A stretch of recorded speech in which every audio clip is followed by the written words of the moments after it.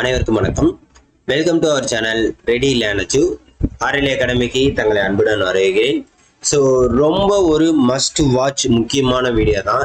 என்ன அப்படின்னு பார்த்தீங்கன்னா, டிஎன்பிஎஸ்சி கம்பைன் டெக்னிக்கல் சர்வீஸ் எக்ஸாமாக இருக்கட்டும், ஸோ இது இன்டர்வியூவாக இருக்கட்டும், நான் இன்டர்வியூவாக இருக்கட்டும், டிப்ளமோவாக இருக்கட்டும், ஸோ யாராக வேணாலும் இருக்கட்டும், ஸோ எவ்வளோ டைப்பில் கொஸ்டின்ஸ் கேட்க போகிறாங்க, அதாவது இதுக்கு முன்னாடி கேட்ட கொஸ்டின்ஸ் அனாலிசிஸ் தான் நம்ம பார்க்க போகிறோம். சரிங்களா? முன்னாடி ப்ரீவியஸ் இயரில் எந்தெந்த டைப்லலாம் கொஸ்டின்ஸ் கேட்டாங்க, ஸோ நீங்கள் படிக்கிறப்பே வந்து அந்தந்த டைப்பில் நீங்கள் கொஸ்டின்ஸ் படிச்சிட்டீங்கன்னா உங்களுக்கு ஸ்கோர் பண்ணுறதுக்கு ஈஸியாக ஒரு வேவாக இருக்கும். அதே மாதிரி எந்த லாங்குவேஜில் கொஸ்டின்ஸ் கேட்பாங்க, இங்கிலீஷா தமிழா சார்? அதே மாதிரி நிறையா பேர் கேட்குற கேள்வி இல்லைன்னா, பேப்பர் 1 மட்டும் நான் போய் அட்டன் பண்ணலாமா, பேப்பர் 2 மட்டும் போய் நான் அட்டன் பண்ணலாமா? ஸோ இந்த மாதிரி கொஸ்டின்ஸ் தான் நிறைய கேட்டுக்கிட்டே இருக்கீங்க. அதே மாதிரி நெகட்டிவ் மார்க் இருக்கா இல்லையா, ஸோ இந்த மாதிரி நிறைய கேட்டுக்கிட்டே இருக்கீங்க. ஸோ இதுக்கெல்லாம் ஒரு சொல்யூஷனாகவும், அதே மாதிரி நீங்கள் படிக்கிறப்ப எந்த மாதிரிலாம் படிக்கணும் அப்படின்றதையும் கண்டிப்பாக நம்ம சொல்ல போகிறோம். ஃபஸ்ட்டு எந்த லாங்குவேஜில் உங்களுக்கு கொஸ்டின் பேப்பர் வரும் அப்படின்றத பார்த்துக்குவோம். ஸோ இதான் வந்து கம்பைன் டெக்னிக்கல்ஸ், இது வந்து டிப்ளமோவோடது. நீங்கள் நோட்டிஃபிகேஷன்லாம் பார்த்தீங்கன்னா சிடிசி இன்டர்வியூவாக இருக்கட்டும், நான் இன்டர்வியூவாக இருக்கட்டும், எல்லாத்துக்குமே கொடுத்துருப்பாங்க. ஸோ இந்த ஸ்கீம் ஆஃப் எக்ஸாமினேஷன் எல்லாருக்குமே தெரியும். பேப்பர் 1 வந்து உங்களுக்கு தமிழ் எலிஜிபிலிட்டி, அதே மாதிரி general studies, aptitude, mental ability. Paper 2 பொறுத்த வரைக்கும் சப்ஜெக்ட் பேப்பர். ஸோ இந்த பேப்பர் 1 பொறுத்த வரைக்கும் தமிழை பொறுத்த வரைக்கும் தமிழ் லாங்குவேஜில் தான் வரும். சரியா? இந்த ஜிஎஸ் மேக்ஸ் வந்து உங்களுக்கு பைலிங்குவல்ல வரும். பைலிங்குவல் அதாவது இங்கிலீஷ் அண்டு தமிழ்ல வரும். சரியா? இங்கிலீஷ் அண்டு தமிழ்ல வரும். பேப்பர் 2 பொறுத்த வரைக்கும் paste on the subject code. Paste on the subject code. அந்த சப்ஜெக்ட் கோட்னா என்ன சார் அப்படின்னு பார்த்தீங்கன்னா, இங்க இருக்கு பாருங்க. ஸோ இந்த சப்ஜெக்ட் கோட் இருக்கு பார்த்தீங்கன்னா, இங்க இடத்துலயே கொடுத்துருப்பாங்க கீழே சப்ஜெக்ட் பேப்பர் என்னென்ன லாங்குவேஜ்ல வரும். இப்போ இந்த மைண்ட் சர்வே இருக்கு, இங்கிலீஷ்ல மட்டும்தான் வரும். அசிஸ்டன்ட் மேனேஜர் மைண்ட்ஸ்க்கு இங்கிலீஷ்ல மட்டும்தான் வரும்.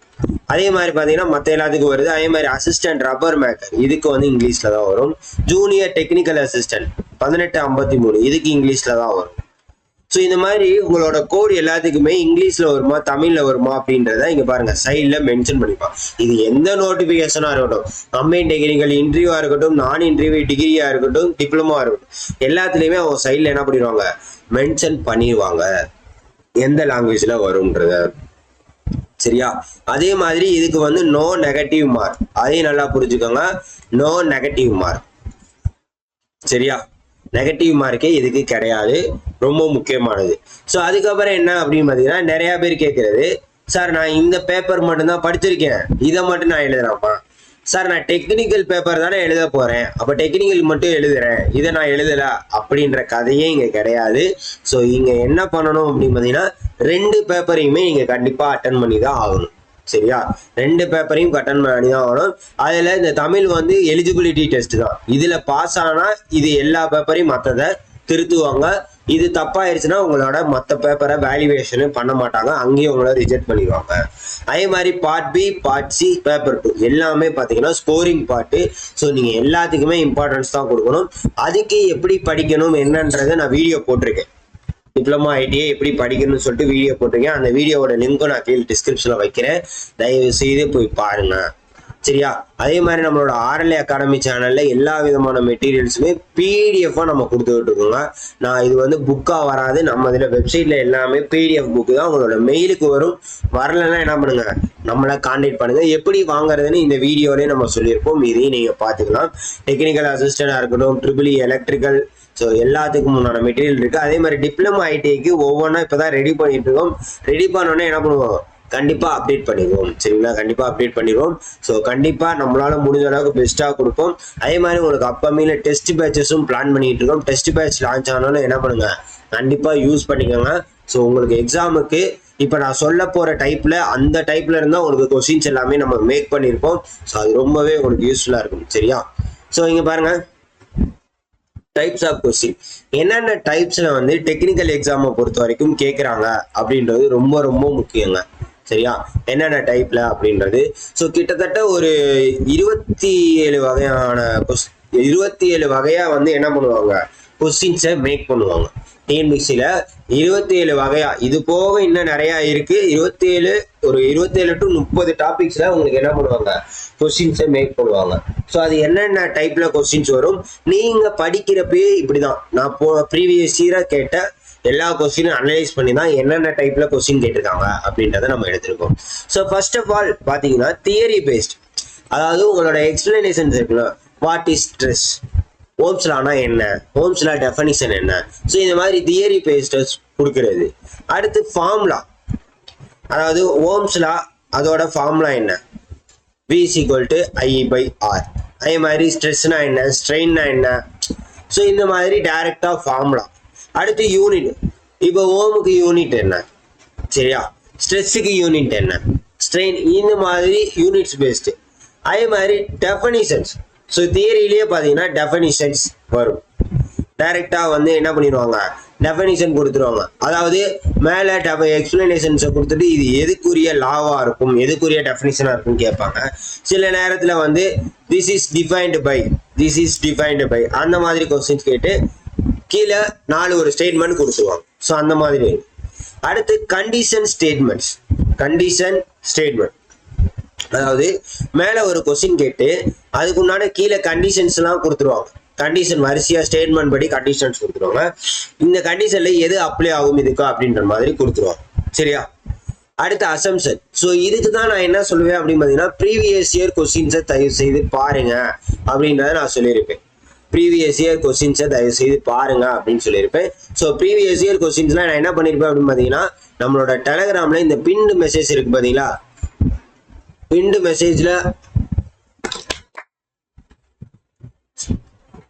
மெசேஜ்ல பாத்தீங்கன்னா இதுல உங்களுக்கு போட்டிருப்பேன்.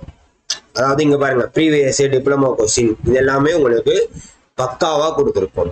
அதே மாதிரி தமிழ் எங்க படிக்கிறது, ஜிஎஸ் எங்க படிக்கிறது, டேஸ் வைஸ் பக்காவா பிளானு நம்ம என்ன பண்ணிருப்போம், கொடுத்துருப்போம். ஸோ தயவு செய்து என்ன பண்ணுங்க, யூட்டிலைஸ் பண்ணுங்க, சரியா. கம்ப்யூட்டர் பேஸ்டமோ, OMR based, new OMR, so எல்லாமே நம்ம டெலகிராம்ல பின் பண்ணி வச்சிருக்கோம். தயவு செய்து யூஸ் பண்ணிக்கோங்க. டெலகிராம்ல தயவு செய்து ஜாயின் பண்ணிக்கோங்க. என்ன அப்டேட்னாலும் நம்ம என்ன பண்ணுவோம், டெலகிராம்ல நம்ம கொடுத்துருவோம். ஸோ தயவு செய்து என்ன பண்ணுங்க, டெலகிராம்ல ஜாயின் பண்ணிக்கோங்க, சரியா. ஓகே. அடுத்து கேரக்டரிஸ்டிக்ஸ், அதாவது ஒரு சில விஷயங்களுக்கு சிறப்பு இயல்புகள், அதோட பண்புகள் அப்படின்னு சொல்லி கொடுத்துருப்பாங்க. ஸோ அந்த பண்புகள் என்னென்ன, இந்த அட்வான்டேஜஸ் டிஸ்அட்வான்டேஜஸ்ல இருக்கு பார்த்தீங்களா, அதெல்லாம் கொடுத்துருப்பாங்க. ஸோ அதை பேஸ் பண்ணி என்ன பண்ணுவாங்க, கேட்பாங்க. அதாவது ஏதாச்சும் ஒரு அப்பாரட்டஸ் இருக்கு, ஒரு ப்ராசஸ் நடக்குது அப்படின்னா அதோட அட்வான்டேஜ் என்ன, டிஸ்அட்வான்டேஜ் என்ன, கேரக்டரிஸ்டிக் என்ன, ஸோ அதனால என்ன நடக்குது, இதெல்லாம் வந்து கேட்பாங்க. அடுத்து which of the following statement is wrong, அதாவது இப்ப நிறைய கூற்று காரணங்கள் வந்தாலும் இந்த which one is wrong, which one is right, இந்த மாதிரி கொஸ்டின்ஸ் கேட்பாங்க. அதாவது கீழே 4 ஸ்டேட்மெண்டோ கொடுத்துட்டு இதுல எது வந்து கரெக்ட், எது வந்து தவறுன்னு கேட்பாங்க, சரியா. எது தவறு அப்படின்னு கேட்டா நீங்க கீழே கொடுத்துருக்க 4மே சரியா அப்படின்னு பார்க்கணும். அந்த 4மே சரின்னு தெரிஞ்சாதான் உங்களால என்ன பண்ண முடியும், அதுல எது தப்புன்னு கண்டுபிடிக்க முடியும், சரியா. அதே மாதிரி விச் ஒன் இஸ் கரெக்ட் அப்படின்னு கேட்பாங்க. ஸோ எது வந்து சரின்றது தெரிஞ்சா மட்டும்தான் உங்களுக்கு கரெக்டா சொல்ல முடியும். ஸோ இதெல்லாம் ஃபார்முலா பேஸ்டு வரும், தியரி பேஸ்டு வரும், ஸ்டேட்மெண்ட் பேஸ்டு வரும். ஸோ எல்லா விதமான பேசிங்லேயும் உங்களுக்கு வரும், சரியா. அதே மாதிரி ஃபார்முலா வித் ஸ்டேட்மெண்ட், நான் சொன்னேன் ஃபார்முலா வித் ஸ்டேட்மெண்ட், கீழே வந்து வரிசையா 4 ஃபார்முலா இல்லை ஈக்குவேஷன் ஏதாச்சும் கொடுத்துருப்பாங்க. ஸோ இதுல எது வந்து கரெக்டா இருக்கு அப்படின்றது கேட்பாங்க. So which statement is correct நான் சொல்லிட்டேன். அதே மாதிரி ப்ராசஸ் பேஸ்டு, அதாவது ப்ராசஸ் பேஸ்டு அப்படின்னு பார்த்தீங்கன்னா கிட்டத்தட்ட பார்த்தீங்கன்னா ஏதாச்சும் ஒரு ப்ராசஸ், இப்போ பேட்டரிக்கு ஏதாச்சும் ஒரு கெமிக்கல் ப்ராசஸ் நடக்குது, இல்லை வெல்டிங் ப்ராசஸ், இல்லை காங்கிரீட் ப்ராசஸ், என்ன ப்ராசஸ்னாலும் அந்த ப்ராசஸ் பேஸ் பண்ண எதுக்கு எவ்வளோ டைம் எடுக்குது, அது என்ன ப்ராசஸ், ஸோ இந்த மாதிரி கொஸ்டின். அதே மாதிரி அதோட டிஃபைனேஷன், டிஃபைன்டஸ், இந்த மாதிரி கொஸ்டின். அதுக்கப்புறம் பர்பஸ், இப்போ இந்த ஒரு அப்பாரட்டஸோ ஒரு மெட்டீரியலோ இல்லை ஆர்க் வெல்டிங் ப்ராசஸ் நடக்குது, ஏதோ ஒரு வெல்டிங் ப்ராசஸ் நடக்குதுன்னா அதோட பர்பஸ் என்ன, அதுல என்ன யூஸ் இருக்கு, அது எங்க யூஸ் ஆகும், அப்ளிகேஷன், அதுதான் அப்ளிகேஷன். இப்போ ஒரு மிஷின் எடுத்துக்கிட்டீங்கன்னா அது எங்க யூஸ் ஆகும், இப்போ எலக்ட்ரானிக்ஸ் பொருள் எடுத்துக்கிட்டீங்கன்னா இப்போ ஒரு ஐசி சிப்பே வந்து எங்க யூஸ் ஆகும். ஸோ இந்த மாதிரிலாம் அப்ளிகேஷன் ஓரியன்டா கேட்பாங்க. அடுத்து யூசர்ஸ் பேஸ்ட், இப்போ அப்ளிகேஷனா அது எங்க அப்ளை ஆகுதுன்னு தெரியும், யூசர்ஸ்னா எங்க யூஸ் ஆகுது. அடுத்து கால்டஸ், இப்போ ஏதாச்சும் சில இதுக்கு பார்த்தீங்கன்னா 2 நேம் இருக்கும். இப்போ 2 நேம் இருக்கும். சில நேரத்தில் பார்த்தீங்கன்னா இந்த மாடுலஸ் ஆஃப் எலாஸ்டிசிட்டி அப்படின்றதுக்கு இன்னொரு பேர் இருக்கு. ஸோ அந்த மாதிரி இருக்கிறப்ப இட்ஸ் கால்டஸ், கீழே 4 ஆப்ஷன் கொடுத்துட்டு அது என்ன அழைக்கப்படுது. அடுத்து which are the following is not advantage, அதாவது நாட் அட்வான்டேஜ் நாட் டிஸ்அட்வான்டேஜ், இந்த மாதிரி கொஸ்டின் கேட்பாங்க. அப்போ வந்து அந்த ப்ராசஸோட அட்வான்டேஜ் என்ன டிஸ்அட்வான்டேஜ் உங்களுக்கு தெரிஞ்சா மட்டும்தான் எது அட்வான்டேஜ் இல்லைன்னு உங்களுக்கு தெரியும். சரியா, இது நல்லா புரிஞ்சுக்கோங்க. அடுத்து match the following units, formula, definition, theory and authors. So இது என்ன நடக்கும் அப்படின்னு பார்த்தீங்கன்னா, மேட்ச் த ஃபாலோயிங், அதாவது இங்கிட்டு வந்து உங்களுக்கு லிஸ்ட் 1, இங்கிட்டு ஒரு ஏ காலம், இங்கிட்டு ஒரு பி காலம் கொடுத்துருப்பாங்க. இதுல யூனிட் கொடுத்துருப்பாங்க, இங்கிட்டு அது என்னன்னு கொடுத்துருப்பாங்க. இங்கிட்ட ஃபார்முலா கொடுத்துருப்பாங்க, அதோட ஃபார்முலா என்ன, இப்போ ஓம்ஸ்லானா அதோட ஃபார்முலா என்ன. அதே மாதிரி தான் definition based, theory based, authors based, இதுலயே நிறைய வெரைட்டி கொஸ்டின்ஸ் கேட்டிருக்காங்க முன்னாடி. அதே மாதிரி லிஸ்ட் 1 லிஸ்ட் 2வையும் கம்பேர் பண்றாங்க.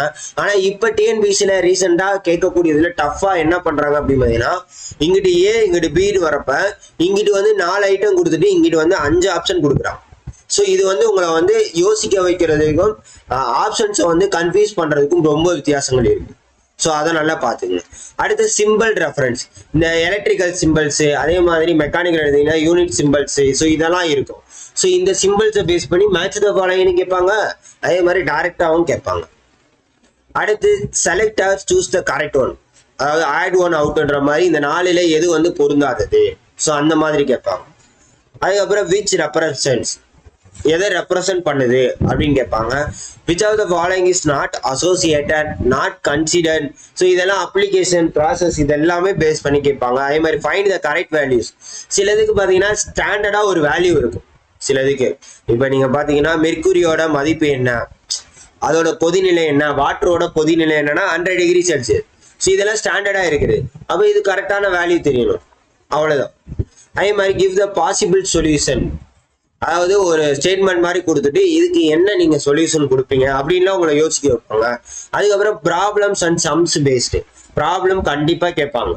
அதே மாதிரி பாத்தீங்கன்னா சில இதுல வந்து பிக்சர்ஸ் கொடுத்துருவாங்க, பிக்சரை கொடுத்து அதுக்கப்புறம் என்னது உங்களுக்கு கீழே இதை வந்து சால்வ் பண்ணி காட்டுங்க. ஸோ இந்த டைப்ல தான் உங்களுக்கு கொஸ்டின்ஸ் கேட்பாங்க. சரியா, ஸோ இந்த 20 to 30 டைப்ஸ் ஆஃப் கொஸ்டின்ஸ் தான் உங்களுக்கு கேட்பாங்க. நீங்க படிக்கிறப்பயே இதெல்லாம் ஞாபகம் வச்சுக்கோங்க. ஸோ இந்த கொஸ்டின்ஸ் இப்போ நம்ம படிக்கிறோம், ஒரு டாபிக் படிக்கிறோம்னா இதுல இந்த மாதிரி எந்தெந்த கொஸ்டின்ஸ்லாம் வரும்னு நீங்க கொஸ்டின் மேக் பண்ணி படிங்க. அப்பதான் உங்களுக்கு நல்ல நாலேஜ், அதாவது இதுல எப்படியெல்லாம் கேட்பாங்க அப்படின்ற நாலேஜ் நமக்கு வளர்ந்துருச்சுனாலே நம்ம ஈஸியா வந்து என்ன பண்ணிடலாம், கிளியர் பண்ணிட்டு போயிட்டே இருக்கலாம். சரியா, ஸோ அதனால இதெல்லாம் ஞாபகம் வச்சுட்டு இந்த டைப்லலாம் வரும், எந்தெந்த லாங்குவேஜ்ல வரும்ன்றத நோட்டிஃபிகேஷன்ல பாருங்க. நெகட்டிவ் மார்க் கிடையாது. ஸோ ஏதாச்சும் ஒரு ஆப்ஷன் ஏபிசிடியில ஏதாச்சும் ஒரு ஆப்ஷனை கிளிக் பண்ணாலும் அது சரியா இருக்கிறவங்களோட வாய்ப்புகள் இருக்கு. கண்டிப்பா என்ன பண்ணுங்க, டெலிகிராம் சேனல்ல மறக்காம வேணுங்கிற யூஸ் பண்ணி ஜாயின் பண்ணிக்கோங்க. அதே மாதிரி நம்மளோட ஆர்எல் அகாடமி மெட்டீரியல் வேணும்னாலும் தயவுசெய்து இந்த நம்பரை கான்டாக்ட் பண்ணிக்கலாம். அப்படி இல்லைன்னா என்ன பண்ணுங்க, வெப்சைட்ல வாங்கிக்கலாம். ஸோ யாருனாலும் இந்த நம்பரை கான்டாக்ட் பண்ணலாம், வெப்சைட்ல வாங்கிக்கலாம். இல்லாட்டி டெலிகிராம்லையும் ஜாயின் பண்ணிக்கங்க, அதுலேயுமே. சரியா, ஸோ மறக்காம தொடர்ந்து அப்டேட்ல இருங்க, நம்ம சேனலை ஃபாலோ பண்ணிட்டே இருங்க. Thank you so much.